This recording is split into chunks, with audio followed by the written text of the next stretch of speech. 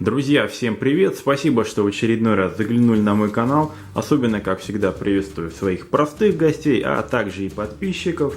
В этом видео я хочу вам показать и немного рассказать о достаточно интересном, гибком инфракрасном сушителе для овощей, фруктов, трав. Достаточно многофункциональном устройстве, которое называется «Наш сушитель». Погнали!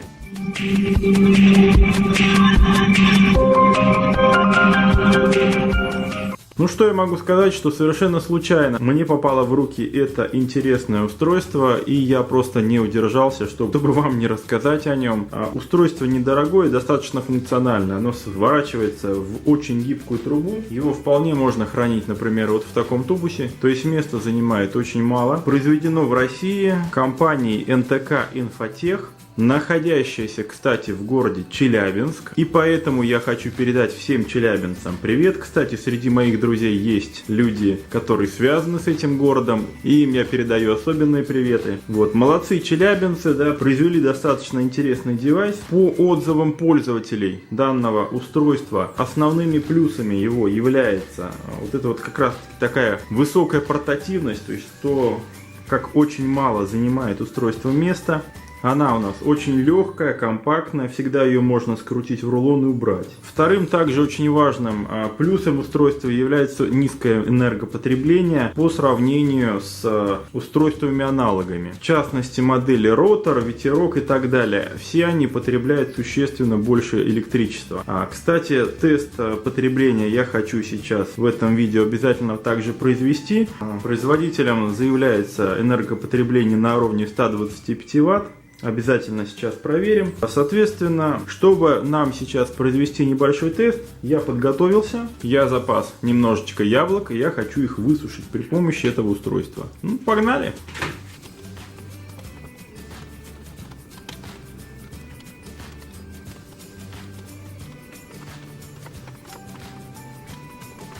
Ну что ж, мой тестовый стенд готов. Я включаю устройство в розетку, и мы с вами измеряем его энергопотребление. Погнали!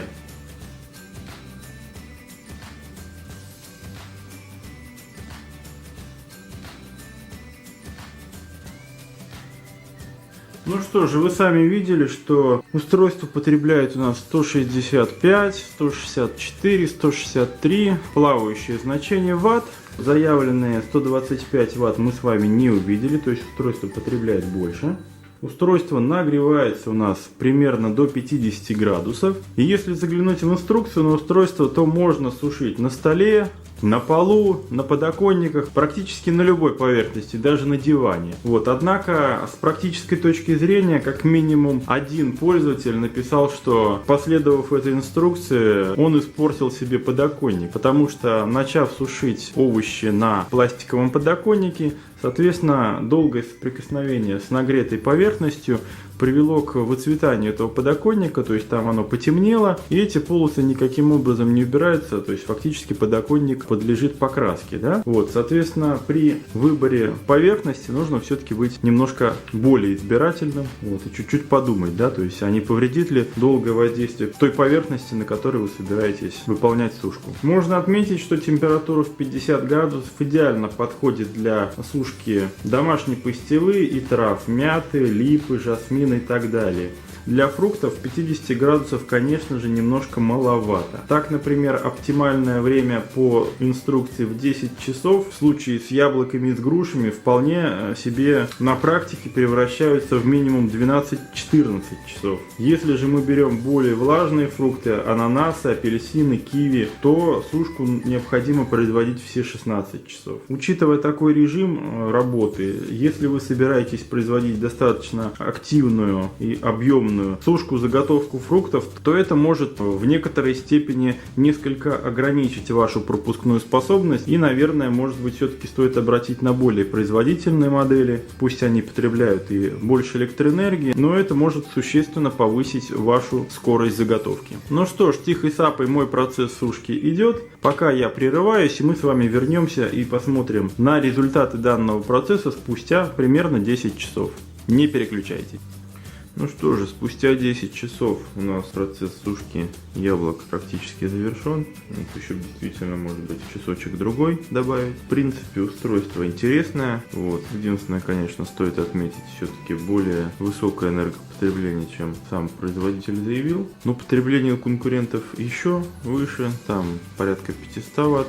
Так что 125 или 165 это на самом деле не так уж и важно. А если задуматься, то в общем-то примерно с подобным же устройством знаком практически каждый автолюбитель. Это вот обогрев заднего стекла. Примерно похожий принцип работы. То есть также происходит нагрев. В моем случае я все это дело использовал на кухонном столе. Со столом все в порядке, ничего не выцвело, ничего не портилось. В принципе, я могу порекомендовать данное устройство. Вот, ссылки на приобретение я, естественно, размещу в описании к видео. Если у вас остались любые вопросы по данному устройству, пишите комментарии. Всегда стараюсь на них оперативно и максимально компетентно отвечать.